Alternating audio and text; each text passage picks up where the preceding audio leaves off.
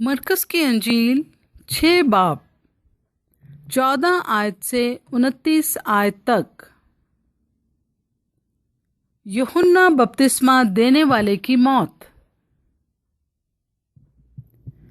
और हेरोदिस बादशाह ने उसका जिक्र सुना क्योंकि उसका नाम मशहूर हो गया था,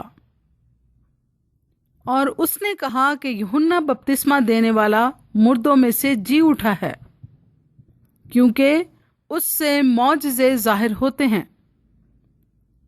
मगर बास कहते थे कि एलिया है, और बाज ये कि नबियों में से किसी की मानिंद एक नबी है।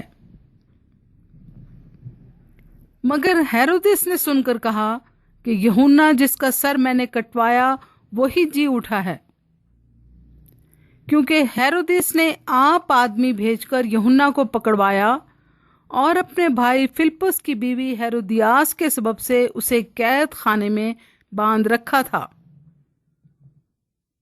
क्योंकि हेरोदिस ने उससे ब्याह कर लिया था। और यूहन्ना ने उससे कहा था कि अपने भाई की बीवी को रखना तुझे रवा नहीं।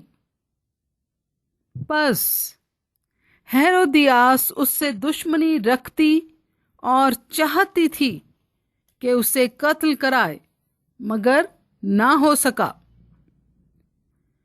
क्योंकि हेरोदिस यूहन्ना को रास्तबाज और मुकद्दस आदमी जानकर उससे डरता और उसे बचाए रखता था, और उसकी बातें सुनकर बहुत हैरान हो जाता था, मगर सुनता खुशी से था।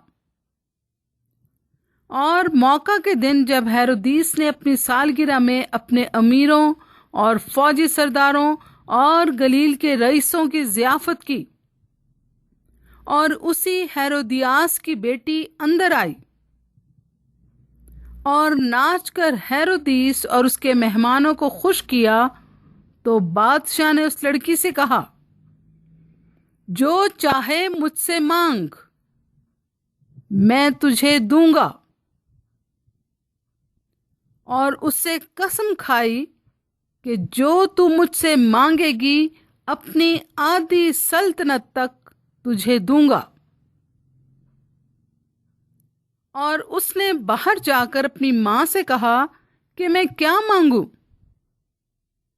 उसने कहा, यूहन्ना बपतिस्मा देने वाले का सर। वो फिलफौर बादशाह के पास जल्दी से अंदर आई और उससे अर्ज की, मैं चाहती हूं कि तू यूहन्ना बपतिस्मा देने वाले का सर एक थाल में अभी मुझे मंगवा दे। बादशाह बहुत गमगीन हुआ, मगर अपनी कसमों और मेहमानों के सबब से उससे इनकार करना ना चाहा। बस बादशाह ने फिलफौर एक सिपाही को हुक्म देकर भेजा कि उसका सर लाए। उसने जाकर कैद खाने में उसका सर काटा और एक थाल में लाकर लड़की को दिया, और लड़की ने अपनी मां को दिया। फिर उसके शागिर्द सुनकर आए और उसकी लाश उठाकर कब्र में रखी। कलाम मुकद्दस के पढ़े और सुने जाने पर खुदा की बरकत हो। आमीन।